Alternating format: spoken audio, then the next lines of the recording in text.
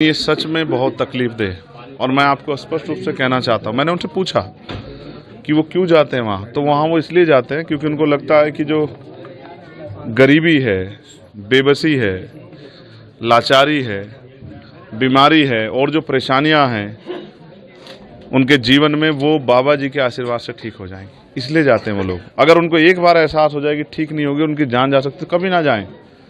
मैंने उनको आज कहा है कि वो समझें, पढ़े लिखे लोगों को समझना पड़ेगा कि बाबा के पास जाने से नहीं, बाबा साहब अम्बेडकर के विचारों पे चलने से ज़िंदगी में बदलाव होगा। और इस घर में आके मुझे एहसास हुआ कि ऐसा नहीं कि ये लोग आगे बढ़ने का प्रयास नहीं कर रहे हैं, इस गरीबी बेबसी की बेड़ियों काटने का प्रयास नहीं कर रहे हैं। ये बच्ची है हमारी छोटी बहन, तैयारी कर रही है, ये मेरा छोटा भाई तैयारी कर रहा है, लेकिन इन्होंने पुलिस की भर्ती का पेपर भी दिया था, लेकिन वो पेपर ही लीक हो गया और उसके बाद चुनाव हुआ। अब तक सुध नहीं ली मुख्यमंत्री जी ने कि भाई वो पेपर दोबारा करा दें तो बहुत सारे गरीबों के बच्चों को रोजगार मिल जाए।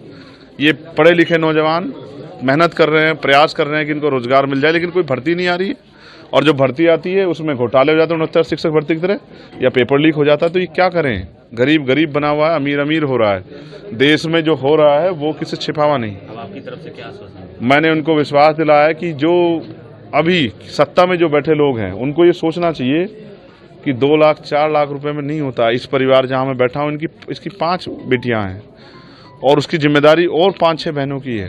राहुल जी ने भी पत्र लिखा है योगी सरकार को। मैं पत्र नहीं लिखूंगा, मैं जाके कोशिश करूंगा कि केंद्र सरकार से भी, क्योंकि हम पार्लियामेंट में हैं, प्रधानमंत्री जी से भी और मुख्यमंत्री से भी हम लोग प्रयास करेंगे। वो सत्ता में बैठे हैं, अगर वो नहीं समझेंगे दुख तो कौन समझेगा। अभी प्रशासन ने जो कार्रवाई हुई है उससे आप कितने संतुष्ट हैं? क्या कार्रवाई हुई है, क्या कार्रवाई हुई बताइए। सबसे पहले तो सबसे ज़्यादा जिम्मेदारी ये है कि जो परिवार टूट गए हैं उन परिवारों को पैरों पे खड़ा किया जाए। इसके लिए सबसे पहले उनको जो है ना, एक उचित मुआवजे की व्यवस्था होनी चाहिए थी। और जो उस हालात में नहीं है, जिनके घर से जिस तरह की समस्या हो गई है कि कमाने वाला या जो, क्योंकि वो भी अपना घर चलाने के लिए मेहनत करती थी, तो उनके बारे में सरकार सोचे, उनके लिए व्यवस्था करे। जिन पर ज़मीन नहीं उनको ज़मीन दे, जिनके घर में और पेंशन की व्यवस्था करा सकते हो पेंशन की व्यवस्था कराए। उन परिवारों को अकेला ना छोड़े, ये सरकार की जिम्मेदारी। मैं तो कहता हूँ सरकार 25-25 लाख रुपए का मुआवजा इन परिवारों को दे। क्या लगता है बाबा पे भी FIR होनी चाहिए? सिर्फ बाबा पे नहीं, हर उस व्यक्ति पे जो इस घटनाक्रम में शामिल हो। सबसे पहले इसकी CBI जांच होनी चाहिए। तो बाबा की अरेस्टिंग होनी चाहिए या नहीं? मुकदमा तो लिखवा दो, प्रशासन की, पुलिस की, पत्रकार। सरकार क्यों बच रही है? क्यों सरकार मुकदमा लिखने की किसी और की जरूरत है क्या?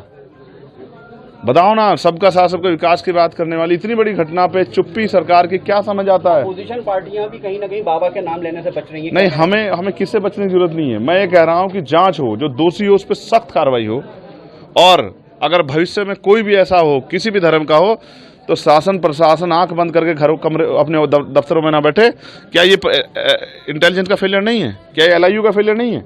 क्या पुलिस और प्रशासन का फेलियर नहीं है? क्या ये वो इसके जिम्मेदार नहीं है? अगर उन्होंने उचित व्यवस्था की होती तो आज इतनी बड़ी दुर्घटना नहीं होती।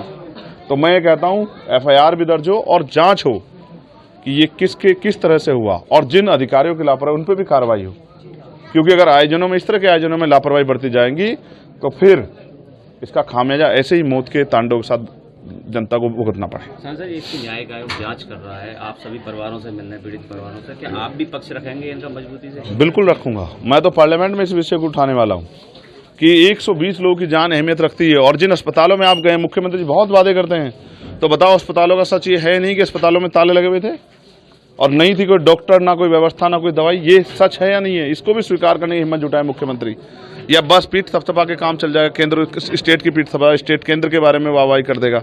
सच बताओ कि अच्छे अस्पताल नहीं है, अच्छे इलाज की व्यवस्था नहीं है, प्रशासन एडमिनिस्ट्रेशन का और पुलिस का फेलियर है, और सरकार जिम्मेदारी ले और 25-25 लाख रुपए मुआवजे की व्यवस्था इन परिवारों के लिए करें।